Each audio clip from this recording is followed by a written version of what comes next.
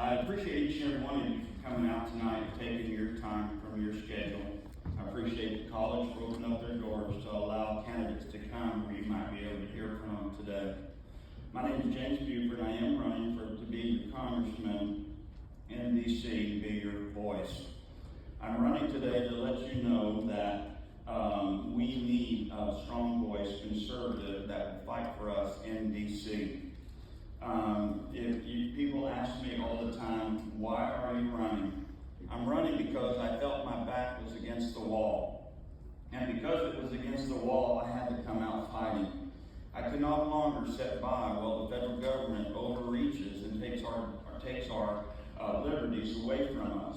I started running in 2021. I ran against Mr. Elsie in 22, and I did very well, and I keep running. The things that I teach my kids, this is what I tell them, that you work hard, you labor for what you get, and you never give up. I believe today that we need change. We need conservatives. You need geodatial Christian in this seat. I will not go with the flow, but against the flow. We can say no. We can say no. And 2 years ago, they kicked the can and had a continuous resolution. On March 11th, they voted themselves the largest raise in the history of Congress. What are they going to do on March 9th because they kicked the can again? Thank you.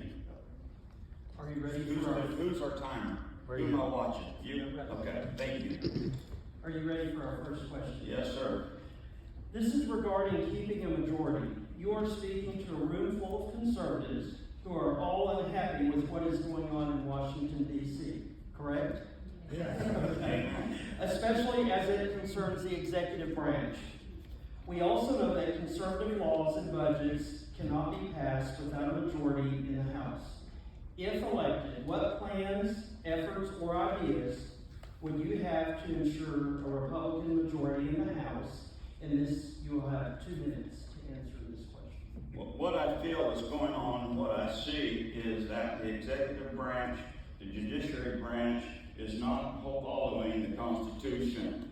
When they ruled this last week against our border security because they are a derelict of duty and they're allowing the migrants to flow over by the mass, and then the Supreme Court rules on this administration.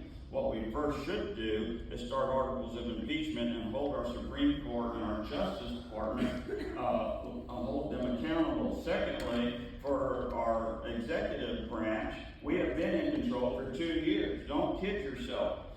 We have had the majority. We could have done something. They are busy right now making you think they're doing something. But March 5th is coming, and it's coming fast. And we need to make sure that we put people across this state, across this nation in there that'll fight for people in rooms just like this, all across the district. I've seen it, I've been there, I know it, and we need real representation. The Stonewall, Jim Jordan was wrong. It was totally wrong. We should have put him there, and I'm telling you, he would have held the line tight to make sure that we actually get real reform. The government is too big and they're taking too much power. So what we do is we start holding people accountable. That's what the Constitution is all about. That's why our 4 founding fathers, they put together the 3 branches of government to hold one another accountable. The problem is we don't have anybody that got the stomach to hold one another accountable. 15 seconds. 15 seconds. I'll stop right there. Thank you, sir. Our next question is regarding the national debt. We can no longer even imagine the number that is the U.S. debt. I believe that number is 17.2 trillion, somewhere in that ballpark. If elected, what are your plans for addressing the U.S. deficit? And you'll have 2 minutes. 2 things I would ask to do is sit on the Appropriation Committee. The Appropriation Committee decides what we are going to do and who's going to get money. I think that we have a lot of overspending in our federal government, and I would push that every department would reduce their needs, reduce their department by 23%. By doing that, I think by the year 2020 or year 2030, that we can definitely reduce our our deficit. We got to stop giving money to Ukraine. We don't have the money. America is broke. And let me tell you something. I know something about being broke, and probably many of you in this room today know something about being broke.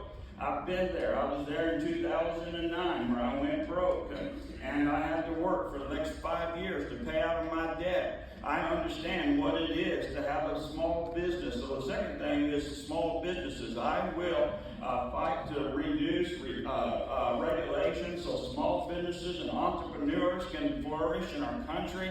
You in this room and many of you across this state and across this country have fought, and you, if you're a small business owner, you are a part of employing over half the people in this country. So let's stop spending money. We don't have it. Ukraine don't need it. We got a wide open border. Let's get that shut down. Let's make sure we're getting the walls built. Let's make sure that Donald Trump, when he gets into office, that he has real friends in the House to fight and to defend the Constitution of the United States of America. I heard our representative this last week say that he has no appetite to fight the Supreme Court for their derelict of duty when they are coming down here, and we've already declared it an invasion. We have the right as Texans to defend our southern border. Our government is not defending it.